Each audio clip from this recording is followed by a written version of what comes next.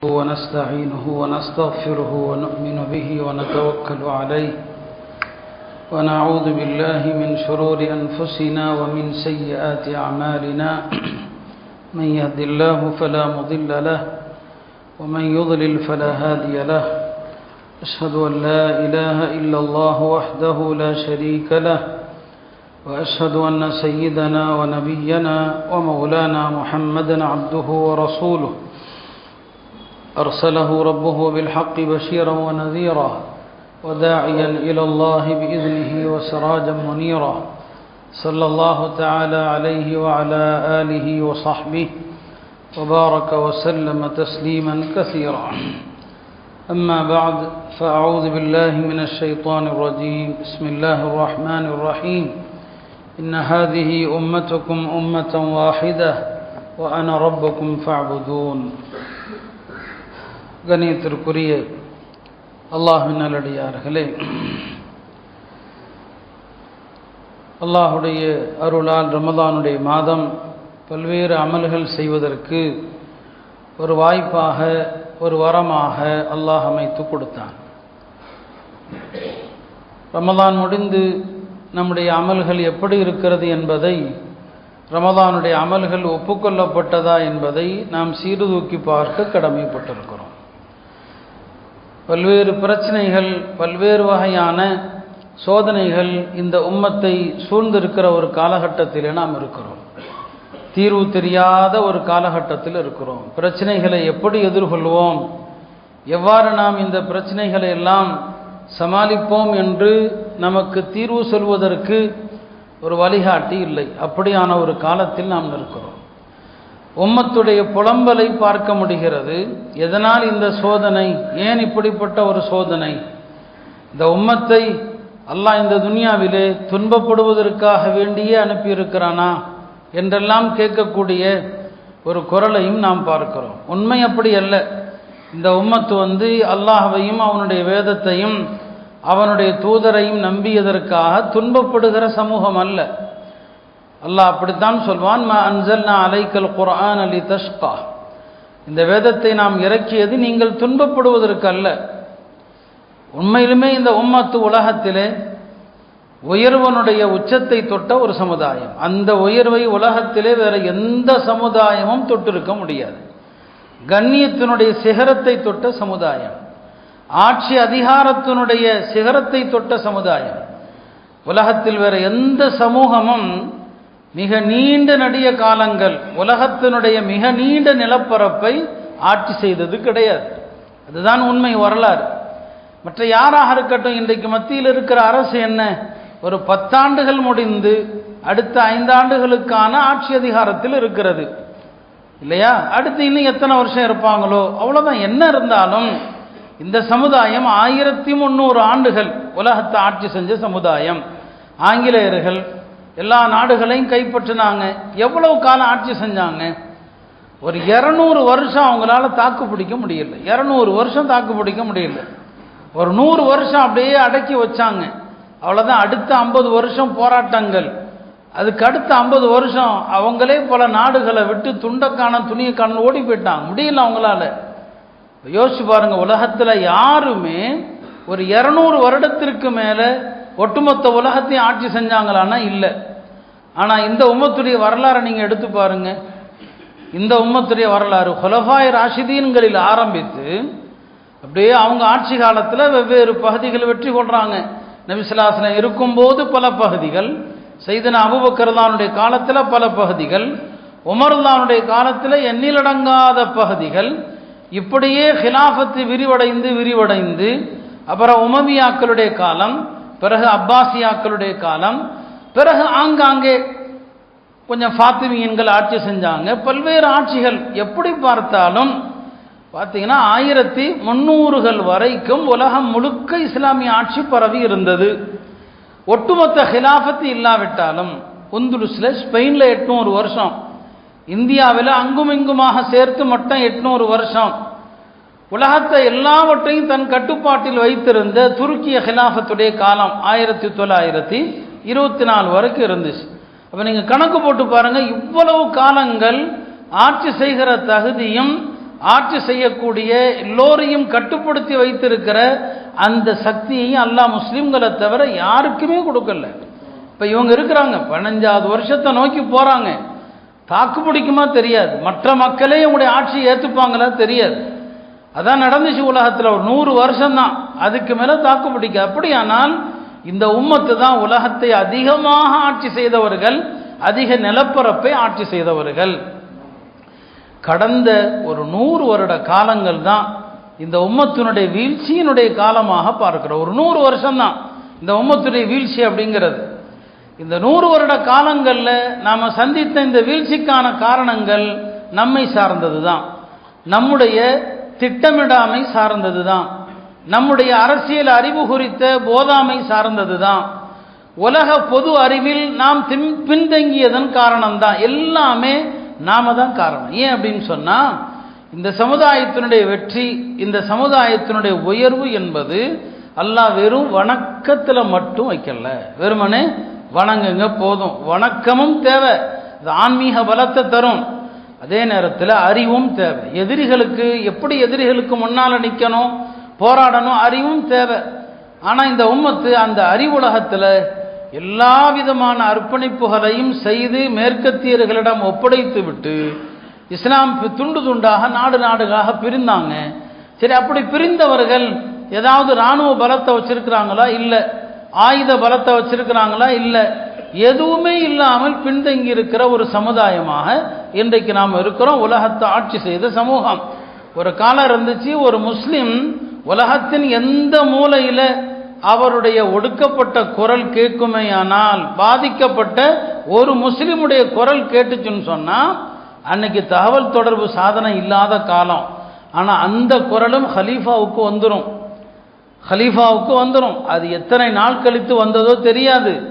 வந்துச்சுன்னு சொன்னால் உடனடி நடவடிக்கை தான், ஹலீஃபாவுடைய நடவடிக்கை உடனடியான நடவடிக்கை தான். அப்படி இருந்துச்சு. எனவே தான் உலக நாடுகள் எல்லாம் முஸ்லிம்களை கண்டு பயந்தாங்க. இதுதான் துருக்கிய ஹிலாஃபத்து, கடைசி ஹிலாஃபத்து முடிகிற வரைக்கும். துருக்கியில் இருந்த கடைசி ஹலீஃபா அப்துல் ஹமீத் அவர்கள் பாண்டிச்சேரியில் நடக்கிற பிரச்சனைக்காக குரல் கொடுக்கிறார். பாண்டிச்சேரியில் ஒரு பள்ளிவாசல் பக்கமாக மாற்று மதத்தவருடைய ஊர்வலத்தை வச்சு ஒரு பிரச்சனை வருது. இந்த பிரச்சனையை துருக்கி ஹலீஃபாவுக்கு தெரிவிக்கிறாங்க. துருக்கி ஹலீஃபா இந்திய அரசாங்கத்தோடு தொடர்பு கொள்றாரு. இந்திய அரசாங்கம் என்ன பிரச்சனை போய் பாருங்கிறாரு. வந்து பார்க்கப்படுது. இதுதான் ஒரு ஹலீஃபாவுடைய பவர், ஒரு தலைமை இருந்துச்சு அப்படி. ஆனால் இன்னைக்கு முஸ்லிம்களுக்காக கேட்கிற குரல் கிடையாது. முஸ்லிம்களுடைய குரலை கேட்க ஆள் இல்லை. நம்ம கற்பனை பண்ணிக்கொள்ளலாமே தவிர, கண்மண்ணால் நடக்குது, கஸாவுடைய கொடூரம் நடக்குது, சின்னாபின்னமாக்கப்பட்டு நிர்மூலமாக்கப்பட்டு ஒரு நகரம் ஒட்டுமொத்தமாக அழிந்த வரலாறு நாம நம்ம காலத்தில் இப்போதான் பார்க்குறோம். துண்டு துண்டாக என்னங்க சிதறுது எல்லாமே. அப்படியான ஒரு காலத்தை பார்க்குறோம். யாருமே என்னங்க தட்டி கேட்கறதுக்கு ஆளே கிடையாது. எல்லா இஸ்லாமிய நாடுகளும் ஆழ்ந்த உறக்கத்தில் இருக்கிறது. இதையெல்லாம் அவங்க கண்டு ஒரு சின்ன ஒரு கண்டன குரல், அந்த கண்டன குரலுக்கு மதிப்பே கிடையாது, அது வேறு விஷயம். ஒரு லெட்டர் பேடில் ஒரு குரல் கொடுக்க கூட இன்றைக்கு இஸ்லாமிய நாடுகள் தயாரில்லை என்கிற அளவுக்கு தான் நாம் பலவீனமாக இருக்கிறோம். இன்றைய நம்முடைய பலவீனத்தை பார்த்தா எனக்கு தோன்றுவதெல்லாம் ஒன்று தான். இன்றைக்கு நம்முடைய நிலை, நபி ஸல்லல்லாஹு அலைஹி வஸல்லம் அவர்கள் நம்பிக்கையோடு தாயிஃபுக்கு வந்தாங்க. தாயிஃபில் உள்ளவர்களாவது நமது பேச்சை கேட்பாங்கன்னு சொல்லி அந்த தாயிஃபில் நபி ஸல்லல்லாஹு அலைஹி வஸல்லம் அவர்கள் விரட்டப்பட்ட நேரத்தில் மனதளவில் ரொம்ப நொந்து போயிட்டான், ரொம்ப உடைஞ்சிட்டான். ஒரு முறை அன்னை ஆயிஷா ரலியல்லாஹு அன்ஹா கேட்பாங்க, உங்கள் வாழ்க்கையில் மிகவும் மனமுடைந்த சம்பவம் எது அப்படின்னு கேட்கும்போது நபி ஸல்லல்லாஹு தாயிஃபை தான் சொல்லுவாங்க. தாயிஃபில் நான் விரட்டி அடிக்கப்பட்டேன் அல்லவா, அதுதான் என் வாழ்க்கையில் மனமுடைந்த சம்பவம். அந்த தாயிஃபிலிருந்து மனமுடைந்து திரும்புகிற போது நபி ஸல்லல்லாஹு அலைஹி வஸல்லம் அல்லாஹ்ட்ட ஒரு உருக்கமான முனாஜாத்து செய்வாங்க. இன்னைக்கு இந்த உம்மத்து எல்லாருமே அந்த முனாஜாத்தை செஞ்சால் நல்லா இருக்குமோன்னு தோணுது. நாம் வக்ஃபு கண்டன ஆர்ப்பாட்டங்களில் கூட மத்திய அரசேன்னு முழங்குற முழக்கம் நாம் சத்தம் போடுற இடத்தை தாண்டி போக போகிறது இல்லை. அதுக்கு பதிலாக அல்லாஹ்வுடைய தூதர் சொன்னாங்க, அல்லாஹ் நான் என்னுடைய பலவீனத்தை உன்னிடமே நான் முறையிடுகிறேன், என்னிடம் எந்த தந்திரமும் இல்லை. அந்த வார்த்தை யோசிச்சு பாருங்க. இன்னைக்கு அப்படியே நம்ம சொல்லலாம், அல்லாஹ் எங்களுடைய பலவீனத்தை உன்னிடமே முறையிடுகிறோம், எங்களிடம் எந்த தந்திரமும் இல்லை. இந்த அரசு அடுத்து பொது சிவில் சட்டம் எல்லாமே வருது. அடுத்து முஸ்லிம்களை 2ஆம் குடிமக்களாக்குற சட்டம், முஸ்லிம்களுடைய சொத்துகள் பறிபோகிற சட்டம் எல்லாம் வந்துட்டு இருக்குது. எங்கள்கிட்ட எந்த தந்திரமும் இல்லை, யாரும் எங்களுக்கு உதவி செய்வார் இல்லை. யாரெல்லாம் எங்களை யார்கிட்ட ஒப்படைக்க போற? இது நபி ஸல்லல்லாஹு அலைஹி வஸல்லம் சொன்னாங்க. யாரெல்லாம் யார்கிட்ட நீ என்னை ஒப்படைக்க போற? என்னை கருவறுக்க நினைக்கிற எதிரியிடமா? யோசிச்சு பாருங்க. இன்னைக்கு அதே தான். யாரெல்லாம் எங்களை யார்கிட்ட ஒப்படைக்க போற? எங்களை கருவறுக்க நினைக்கிற எதிரியிடமா எங்களை ஒப்படைக்க போகிறாய்? அந்த பெருமானார் ஸல்லல்லாஹு அலைஹி வஸல்லம் அவங்க எந்த வலிகளோடு சொன்னாங்களோ இன்னைக்கு அதே வலியோடு நாம் சொல்ல வேண்டிய இடத்துல இருக்கிறோம்.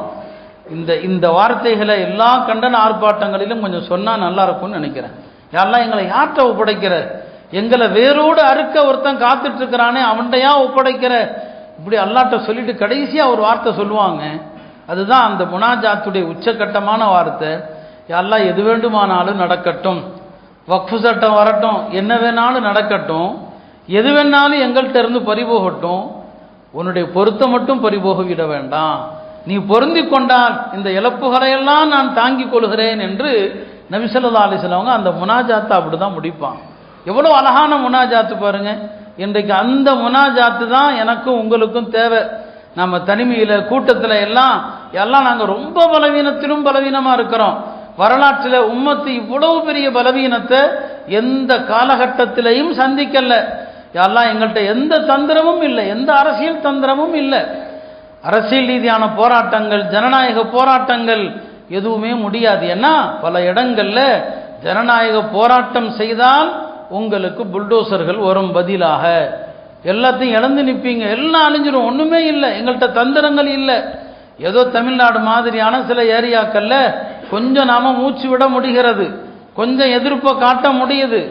இல்லைன்னா அதுவும் முடியாத மாநிலங்கள் இருக்குது. எல்லாம் எங்கள்கிட்ட யாரை ஒப்படைக்கிறேன்னு சொல்லி அல்லாட்ட முறையிட வேண்டிய மிகப்பெரிய ஒரு இக்கட்டில் நாம் இருக்கிறோம். அருமையானவர்களே, உம்மத்துடைய பெரிய நிலைமை என்னன்னா, இன்றைக்கு இந்த சமூகம் அல்லாஹ் சொல்லக்கூடிய பெயரை தனக்கு சூட்டிக் கொள்ளணும். அல்லாஹ் நமக்கு பெயர்கிற சூட் என்ன? உம்மத்.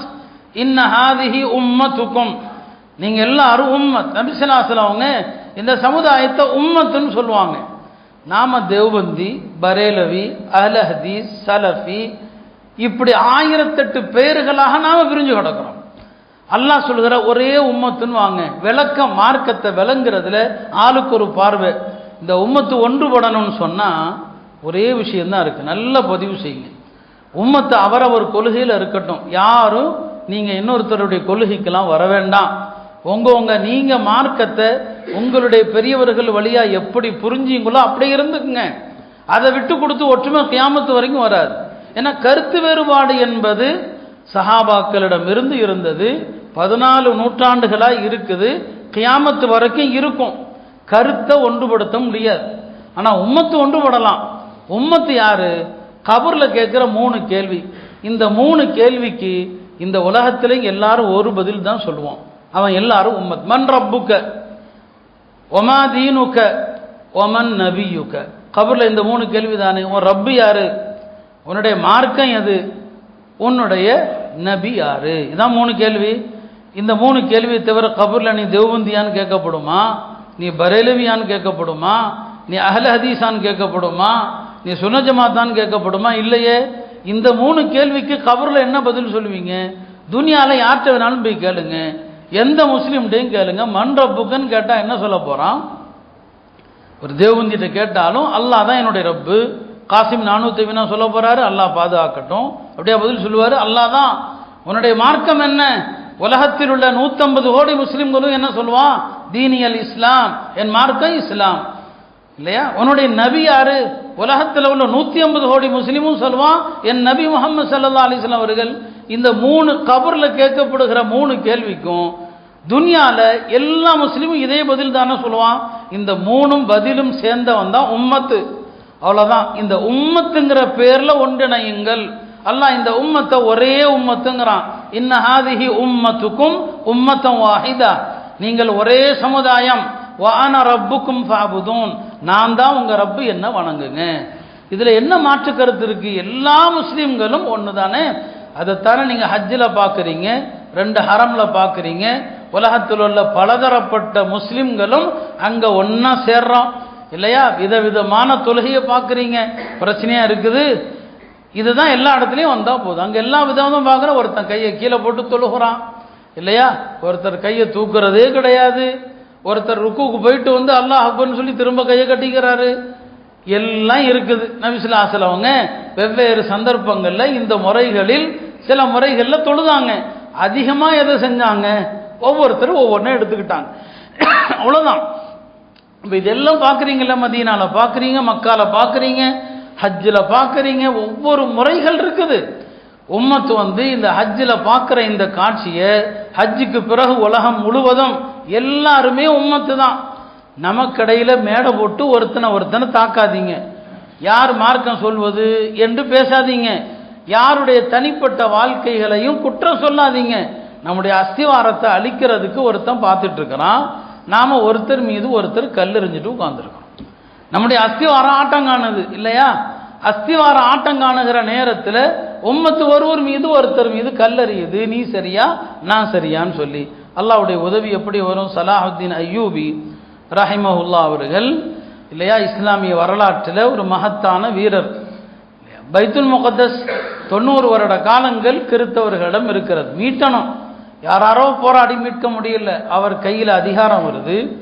அதிகாரம் வந்ததுமே எடுத்ததும் அக்ஸாவை மீட்டல்ல. ஏன்னா என்னைக்கும் நிதானம் தேவை. முஸ்லீம்கள் எப்போது நிதானம் இழக்கிற, பதற்றம் அடைகிற ஒரு சமுதாயம். நம்முடைய எதிரிகள் பாருங்க, ஆர்எஸ்எஸ் இன்னைக்கு இந்த நிலையை இப்போதான் அடைஞ்சிருக்கிறாங்க.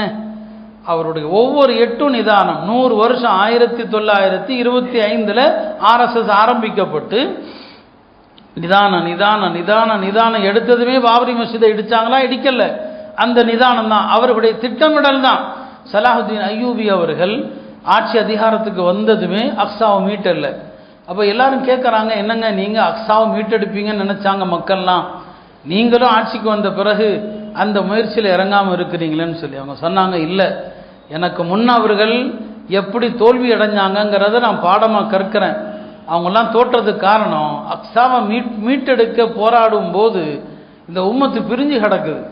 பிரிந்து கிடக்கிற இந்த உம்மத்தை வைத்து மஸ்ஜிதுல் அக்ஸாவை மீட்க முடியாது.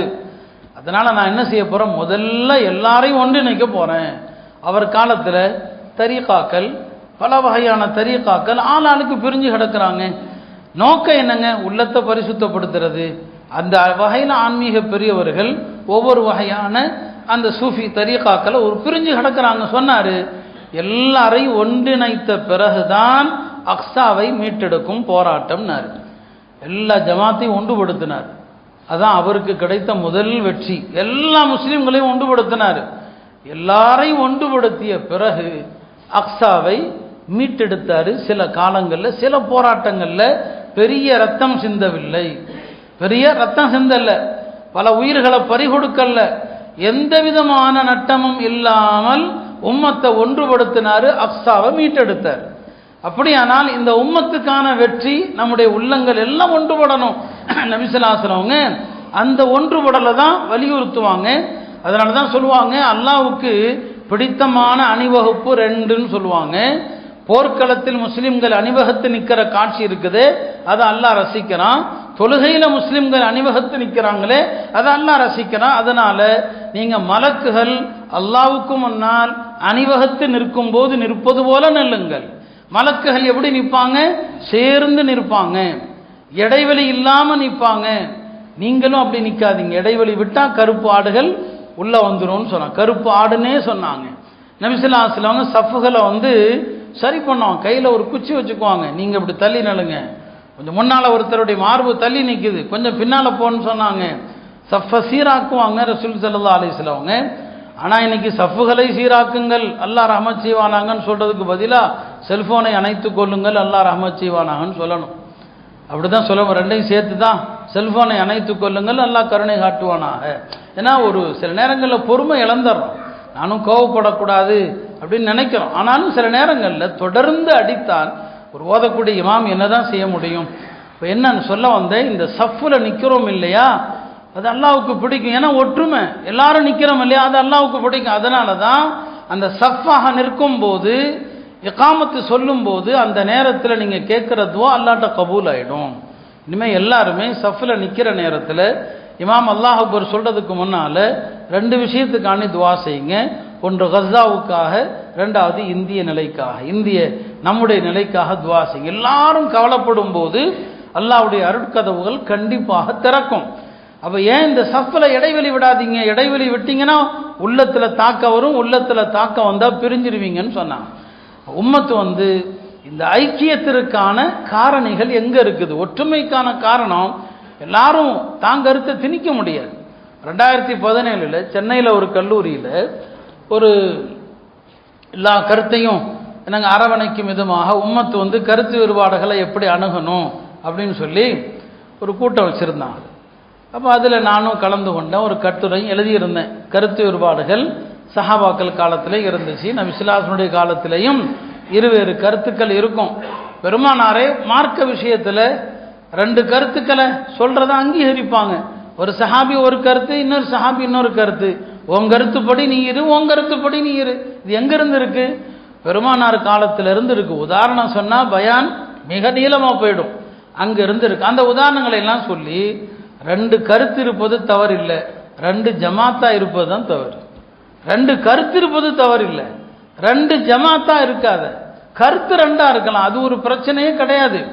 2 கருத்துக்கு இருப்பது என்பது மனுஷன் அறிவாளிங்கிறதுக்கு அடையாளம். ஒரே கருத்து வர முடியாது, அது மனுஷன் முட்டாள்தனம்னு அர்த்தம். இந்த மார்க்கம் அறிவை ஊக்குவிக்கிற மார்க்கம். குர்ஆனிலிருந்து ஹதீஸிலிருந்து ஆய்வு செய்கிற போது ஒன்றுக்கும் மேற்பட்ட கருத்துக்கள் வரத்தான் செய்யும். நான் அதுக்கெல்லாம் ஃபுகஹாக்கள், ஒரு ஃபகீஹ் எப்படி ஆய்வு செய்கிறாரு ஒரு ஹதீஸை, இன்னொருத்தர் எப்படி ஆய்வு செய்கிறாரு அப்படின்னு பார்த்தீங்கன்னா நீங்கள் ஆச்சரியப்படுவீங்க. உதாரணம் சொன்னால் அவ்வளோ உதாரணம் இருக்குது. அது ஆய்வாளர்கள் மாறுபட்ட கருத்துக்களை அப்படி விளங்குவாங்க, எடுப்பாங்க. பெருமானார் ஸல்லல்லாஹு காலத்தில் இருக்கு. அப்படி ஒரு கூட்டம் வச்சாங்க. சரி, இன்றைக்கு அது தேவைதானே? ஏன்னா அப்போவே பிஜேபி ஆட்சிக்கு வந்துருச்சு, நாட்டில் பல பிரச்சனைகள், முத்தலாக் பிரச்சனைகள்லாம் இருக்குது. போனோம். அந்த சம்பந்தப்பட்ட கல்லூரி நிர்வாகம் அவங்க மதுஹபுகளை பின்பற்றாத ஒரு இதுதான். சரி, ஒற்றுமைக்கு கூப்பிடுறாங்க போவோன்னு சொல்லி நிறைய உலமாக்கள் நம்ம தரப்பிலிருந்து வந்திருந்தாங்க. காலையிலிருந்து பல்வேறு கருத்துக்கள் பரிமாறப்பட்டது. நம்ம தரப்பில் உலமாக்கள், அவங்க தரப்பு அறிஞர்கள் எல்லாம் இருந்தாங்க. சரி, ஒரு கருத்தொற்றுமைக்கு வந்துட்டாங்க. எல்லாம் அவங்கவுங்க பாதையில் இருங்கப்பா, உம்மத்து பொது பிரச்சனையில ஒன்று சேருவோம் அப்படின்னு சொல்லுவாங்கன்னு பார்த்தா மதியம் ஒருத்தர் மைக்கு பிடிக்கிறார். மைக்கு பிடித்து காலையிலிருந்து எல்லாரும் ஒன்றா சேர்ந்தோம், மதியம் நல்லபடியாக சாப்பிட்டோம், இப்போ ஒற்றுமை எதில் இருக்குது? எல்லாம் மதுஹபுகளையெல்லாம் விட்டு போட்டு குர்ஆன் ஹதீஸுக்கு வாங்க அப்படின்னு ஆரம்பித்தான். இதுக்காயா கூப்பிட்டனி? இதுக்கு கூப்பிட்றதுக்கு நாங்கள் இதான் இந்த உம்மத்துடைய பெரிய முசீபத்து. ஏன் கருத்துக்குவா ஒற்றுமை? அப்போ எல்லாருமே கடினமாக எதிர்த்து அவர் உட்கார்ந்துட்டார். கடினமான எதிர்ப்பை பதிவு செஞ்சோம். உன் கருத்தை நீ வரவழைக்கிறதுக்கு, உன் கருத்துக்கு வர்றதுக்காக எங்களையெல்லாம் கூப்பிட்டீங்க, அதுக்கு எங்களுக்கு என்ன தேவை இருக்குது? சொல்ல வந்தது, இந்த உம்மத்து அப்படிதான் இருக்குது. அது சாத்தியம் இல்லை. அடுத்தவர் கருத்தை நான் ஏற்றுக்க முடியாது. எனக்கு ஒரு கருத்து இருக்குது, நான் படித்த ஆசிரியர் பெருமக்கள் மஷாயிக்குகள் அவங்களுக்கு ஒரு புரிதல் இருக்குது. ஆனால் அதே நேரத்தில் நான் அடுத்த கருத்தையும் மதிக்கிறேன், அடுத்தவர்கள் மீதும் எனக்கு மதிப்புண்டு. எல்லாருமே இப்படித்தான் ஒன்றுபட முடியுமே தவிர என் கருத்துக்கு எல்லாரும் வரணும்னு நினைச்சா அந்த ஒற்றுமை கியாமத்து நாள் வரைக்கும் வராது. அதை பெருசாக்குனா உம்மத்தை அடித்து கொண்டு சாக வேண்டியது தான். போது இந்த உம்மத்து கருத்து விட்டு நாங்கள் பல வேறுபாடுகளால் ஒருவர் மற்றவரை தாக்கி ஒருவர் மற்றவரை அடித்து கொண்டு எவ்வளவு பிரச்சனைகள். இந்த பிரச்சனை இருந்தால் இந்த உம்மத்துக்கு அல்லாஹ்வுடைய உதவி வராது. இந்த உண்மையை விளங்குனாங்க சலாஹுத்தீன் அய்யூபி. உம்மத்தை முதல்ல ஒன்றுபடுத்து. அல்லாஹ் ரசூலும் இந்த உம்மத்துக்கு வைக்கிற பேர் என்ன? உம்மத்து தான். குர்ஆன் உங்களுக்கு வைக்கிற பேர் என்ன? சம்மாக்குமுல் முஸ்லிமீன்.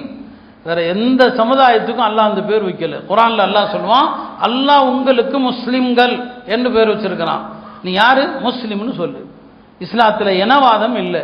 சல்மான் பாரசி, அவர் பாரசீகத்திலிருந்து வந்தவர் இல்லையா? அரபுகள், சஹாபாக்கள், முஹாஜிர்கள், அன்சாரிகள் என்ன அரபுகள் இல்லையா? இஸ்லாத்தில் அரபி அஜமி எல்லாம் பாகுபாடு இல்லைன்னு பெருமானார் சொல்லி இருக்கிறாங்க.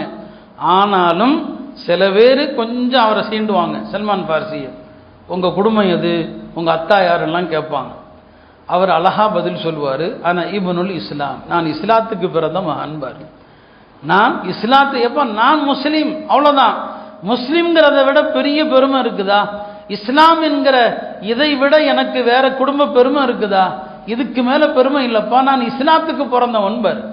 இன்னைக்கு எல்லா முஸ்லீம்களுமே இந்த ஒரு அடிப்படை உண்மையை விளங்கி நம்ம எல்லாம் முஸ்லிம்கள் என்ற கருத்துக்கு வந்து சின்ன சின்ன அர்த்தமற்ற கருத்து வேறுபாடுகளை எல்லாம் பெருசுப்படுத்தாம இந்த உம்மத்து விட்டுட்டா போதும். நான் முன்னரே உங்களுக்கு ஒரு சம்பவம் சொல்லியிருக்கலாம். ஒரு ஹலீஃபாவுடைய காலத்தில் ஒரு முஸ்லீம் ஒருவர் கிறிஸ்தவராக மதம் மாறி போயிட்டார். இஸ்லாமிய நாட்டில் ஒருத்தர் மதம் மாறினா என்ன சட்டம்னா, முதல்ல அவரை கூப்பிட்டு விளக்கம் கேட்போம். நீங்கள் ஏன்பா மாறின, அவருக்கு என்ன ஐயங்களோ அந்த ஐயத்தை வந்து நம்ம தெளிவுபடுத்துவதற்கு ஒரு ஜமாத் இருப்பாங்க. ஏன்பா நீ மதம் மாறின, என்ன பிரச்சனை உனக்கு அப்படின்னு என்ன செய்வாங்க, கேட்பாங்க. கேட்டு சந்தேகத்தை எல்லாம் தெளிவுபடுத்துவாங்க. அதை மீறி அவர் வந்து இல்லை எனக்கு திருப்தி இல்லை, நான் வேற மதம் மாறினதுதான் அப்படின்னு சொன்னால் அதுக்கப்புறம் சில சட்டங்கள் அடுத்த நடவடிக்கைகள் இருக்குது. அது சட்ட நடவடிக்கை. இப்போ ஒருத்தர் கிறிஸ்தவராக மாறிட்டார். அன்றைக்கு இருந்த ஆட்சியாளர்களே பெரிய அறிஞர்களாக இருந்தாங்க, பெரிய ஆலிம்களாக இருந்தாங்க. அப்போது இருந்த ஒரு அப்பாசிய ஹலீஃபா அவரை கூப்பிடுறார். ஏப்பா நீ கிறிஸ்தவத்துக்கு மாறினேன்னு கேட்குறாரு.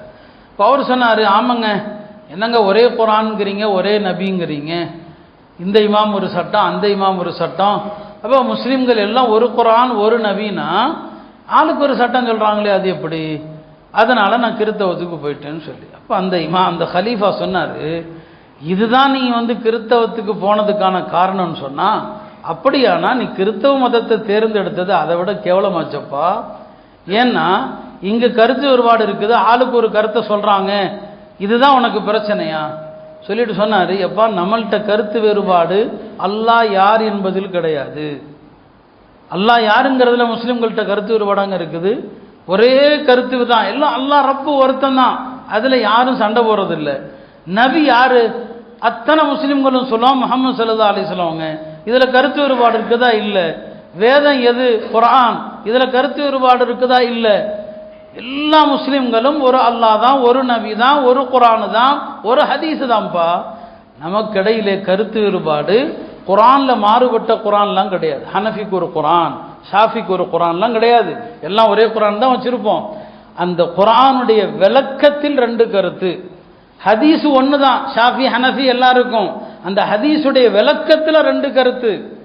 இதாம்பா நம்முடைய பிரச்சனை. ஆனால் நீ எந்த மதத்துக்கு போனியோ அங்கே கடவுள் யாருங்கிறதுலே பிரச்சனை இருக்குதுப்பா.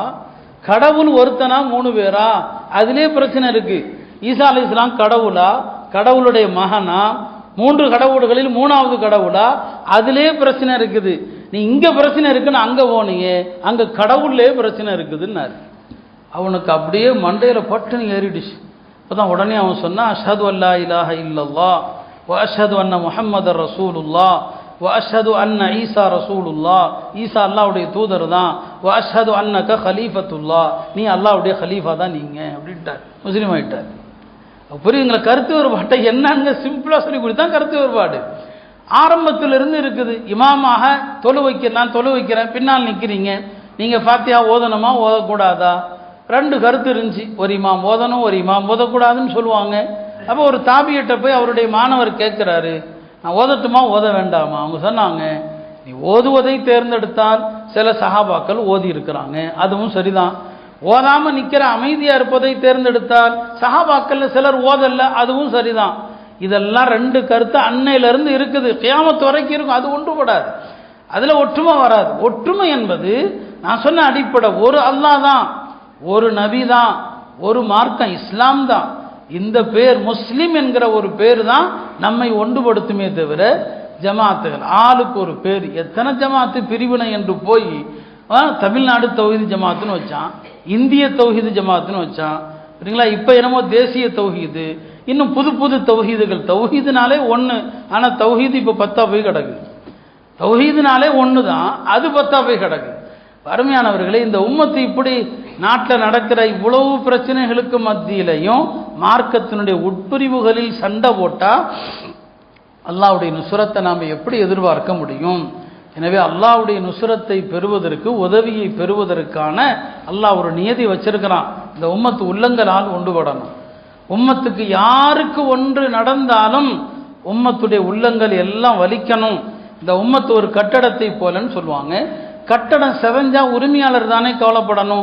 இஸ்லாம்ங்கிற கட்டடம் சிதைக்கப்படுது, இதை பற்றி யூதர்களாக கவலைப்படுவாங்க, கிறிஸ்தவர்களாக கவலைப்படுவாங்க, அல்லது நமக்காக இந்த அரசாங்கங்களாக கவலைப்படும். நம்ம தான் சீராக்கணும். ஒரு உடல் மாதிரி தான். உடலில் காலில் முள் குத்துச்சுன்னு சொன்னால் அந்த முள் குத்தின இடத்த கை அப்படியே தடவி கொடுக்குது, கண் அந்த இடத்த பரிவோடு பார்க்குது இல்லையா? பெருமானார் ஸல்லல்லாஹு அலைஹி வஸல்லம் இந்த உம்மத்து ஒரு உடலை போல, உடல்ல ஒரு இடத்துல வலி வந்தா உடம்பு முழுவதுமே அந்த வலியில பங்கெடுப்பது போல உலகத்தில் எங்க முஸ்லிமுக்கு ஒன்றுனாலும் உம்மத்துடைய உள்ளங்கள் அள வேண்டும், உம்மத்துடைய உள்ளங்கள் வருந்தணும். அந்த நிலை என்றைக்கு வருதோ அல்லாஹுடைய உதவியும் இந்த உம்மத்திற்கு வரும். அல்லாஹுடைய வாக்குறுதி ஒரு நாளும் பொய்யாகாது. எனவே அருமையானவர்களே, வக்ஃப் திருத்த சட்டம், அது சம்பந்தமான போராட்டங்கள், பல்வேறு குறிப்புகள் எல்லாம் அதை பற்றி தான் போட்டிருந்தாங்க. வக்ஃபை பற்றி நானே பல முறை பேசியிருக்கிறேன். வக்ஃப் என்பது எவ்வளோ உன்னதமானது. எல்லா மக்களும் பயன்பெறுவதற்காக முஸ்லிம்கள் வக்ஃப் செஞ்சாங்க, விலங்குகளுடைய பயன்பாட்டிற்காக வக்ஃப் செஞ்சாங்க. முஸ்லிம்கள் மாதிரி உலகத்திற்கு அறக்கொடைகளை தானமாக வழங்கிய ஒரு சமூகம் உலகத்தில் இல்லவே இல்லை. அந்த அளவுக்கு இந்த உம்மத்து தாராளமாக நன்கொடைகளை அள்ளி கொடுத்த ஒரு சமுதாயம். அதுக்கு நமக்கு இன்னைக்கு பிரச்சனை வருது. ஒரு விஷயத்தை நான் சொல்லவா வேண்டாமான்னு எனக்கு ஒரு தயக்கம்தான். இதற்கு முந்தைய சந்தர்ப்பங்களில் இந்த அரசு சில சட்டங்களை நமக்கு எதிராக கொண்டு வந்த போது அப்போ உள்ள எந்த அளவுக்கு வலிச்சதோ இந்த விஷயத்தில் உள்ள அந்த அளவுக்கு வலிக்க மறுக்குது. என்ன காரணம்னா, இவ்வளவு லட்சம் சொத்து இருந்து இந்த உம்மத்து என்ன பயன்பெற்றதுங்கிற ஒரு கேள்வி வருது. இவ்வளவு லட்சம் சொத்து இப்போதான் நமக்கே அதெல்லாம் தெரியுது. இந்த உம்மத்தில் ஒரு ஏழை கூட இருக்க முடியாது இந்த சொத்துக்கள் எல்லாம் முறையாக பராமரிக்கப்பட்டிருந்தான்.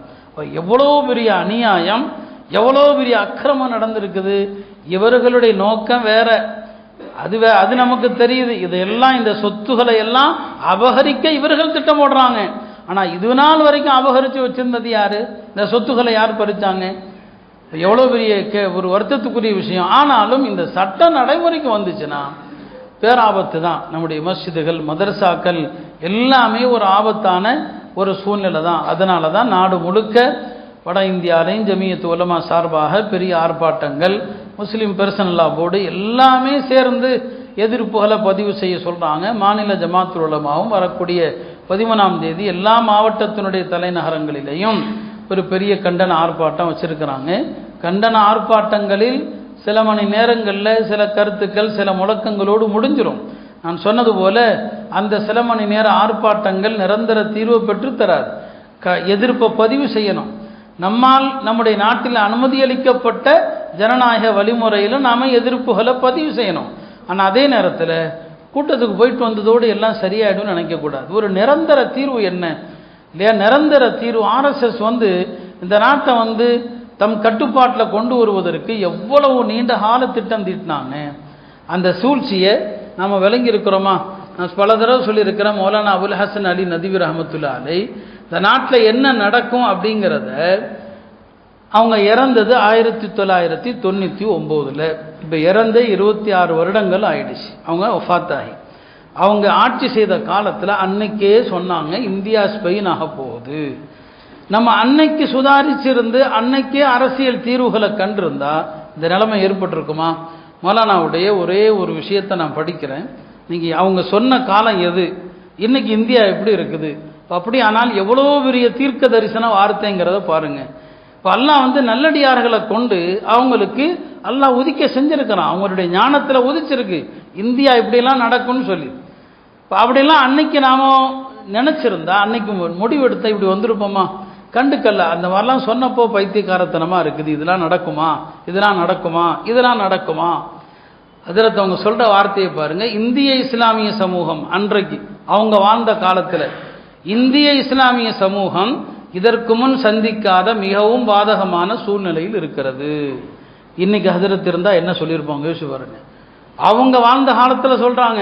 ஆனால் அன்னைக்கு நீங்களாம் நம்பியிருக்கவே மாட்டீங்க. காங்கிரஸ் இருக்குது, திமுக இருக்குது, என்னங்க பிரச்சனை, ஆர்எஸ்எஸ் தான், அது எங்கே இருக்குதுன்னு கேட்பீங்க அப்போ. ஆனால் அல்லாஹ்வுடைய அடியார்களுக்கு தெரியும். சொன்னாங்க வலதுசாரிகள்னா இந்த மதவாதிகளுக்கு பேர் தான் வலதுசாரிகள் இந்திய திருநாட்டை ஸ்பெயினாக்க முயலுகிறார்கள். அதாவது முஸ்லிம்கள் இருக்க வேண்டும், முஸ்லீமாக இருக்கக்கூடாது. முஸ்லிம்கள் இருக்கணும், முஸ்லீமாக இருக்கக்கூடாது. முஸ்லிம்கள் தங்களுக்குரிய உரிமைகள், அடையாள விழுமங்களை பின்பற்றக்கூடாது. இந்தியாவில் முஸ்லிம்களுக்கு இஸ்லாத்தை பின்பற்ற வாய்ப்பளிக்கப்படாது. முஸ்லிம்கள் நடை, உடை, கலாச்சாரம், மொழி போன்ற தனித்துவ சிறப்புகளை விட்டும் தடுக்கப்பட வேண்டும். இதனால் முஸ்லிம்கள் முஸ்லீமாக வாழ இயலாது இந்த குழப்பத்தை தடுத்து நிறுத்தக்கூடிய மிக பெரும் பொறுப்பு உலமாக்களையே சாரும். ஜும்மா பயான், ஈது பெருநாட்கள் பயான், சுப நிகழ்ச்சிகள், நிக்காஹுடைய மஜ்லிஸுகளில் இந்த விஷயத்தை பயான் செய்யுங்கள். நாம் நமது தனித்துவ சிறப்போடு இருக்க வேண்டும். நாம் நமது உரிமைகளில் ஒன்றை கூட விட்டு தரக்கூடாது. நமது கீழாடை கரண்டை காலுக்கு கீழ் இருப்பதற்கும்,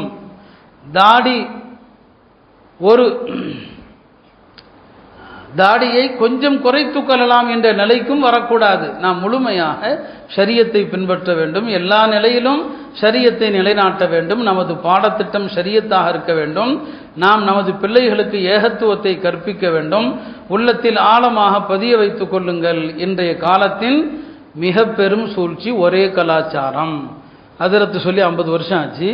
இன்னைக்கு மோடி அதான் சொல்றார், ஒரே நாடு ஒரே கலாச்சாரம். இதுதான் இந்தியாவில், அதாவது இந்தியாவில் ஒரே கலாச்சாரம் பின்பற்றப்பட வேண்டும் என்பதுதான் இங்க உள்ள பெரிய சூழ்ச்சி. இங்கு நமது தனித்துவத்தோடு இருக்க வேண்டும். நாம் நம்பிக்கை வைப்போம். இந்திய திருநாட்டின் ஆட்சியை அல்லாஹ் நமக்கு வழங்குவானாக. இது எத்தனை வருஷத்துக்கு முன்னால் ஹஜ்ரத் அவர்கள் சொல்லியிருக்கிறாங்க. அல்லாஹ்வுடைய அடியார்களுக்கு அல்லாஹ் போடுறான் உள்ளத்தில் என்ன நடக்கும்னு சொல்லி. அவங்க அன்னைக்கே சொன்ன நேரத்தில் இதற்கான தீர்வுகளை கண்டிருந்தா இந்த நிலையை நாம் அடைஞ்சிருக்க மாட்டோம். அருமையானவர்களே, எனவே நடக்குமான்னு மட்டும் யோசிக்காதீங்க. எல்லாத்தையும் செஞ்சிருவான். நமக்கு விழிப்புணர்வு வேண்டும், ஒரு நிரந்தர தீர்வு வேண்டும். அது வரைக்கும் எல்லாருமே பெருமானார் ஸல்லல்லாஹு அலைஹி வஸல்லம் அவர்கள் தாயிஃபிலிருந்து திரும்பும்போது அல்லாஹ்ட்ட என்ன கெஞ்சினாங்களோ அந்த வார்த்தைகளை நாமும் அனுப்புகிறோம். அதை அல்லாஹ்ட்ட கேட்டு கெஞ்சுங்க. அல்லாஹ் நாங்கள் பலவீனமானவர்களாக இருக்கிறோம், எந்த விதமான உபாயங்கள் தந்திரங்கள் தெரியாதவர்களாக இருக்கிறோம், அல்லாஹ் நீயே எங்களை காப்பாற்ற வேண்டும். அல்லாஹ்வை தவிர நமக்கு எந்த விதமான வழியும் இல்லை. எல்லாம் அல்ல அல்லாஹ் இந்த சதிகாரர்கள் சூழ்ச்சியாளர்களிடமிருந்து நம்மையும் நமது நாட்டையும் பாதுகாப்பானாக. எல்லா வகையிலும் நம்முடைய தனித்துவ இஸ்லாமிய அடையாளத்தோடு கியாம நாள் வரை கண்ணியத்தோடு வாழச் செய்வானாக. நமக்கிடையிலே அல்லாஹ் ஐக்கியத்தையும் ஒற்றுமையையும் தருவானாக.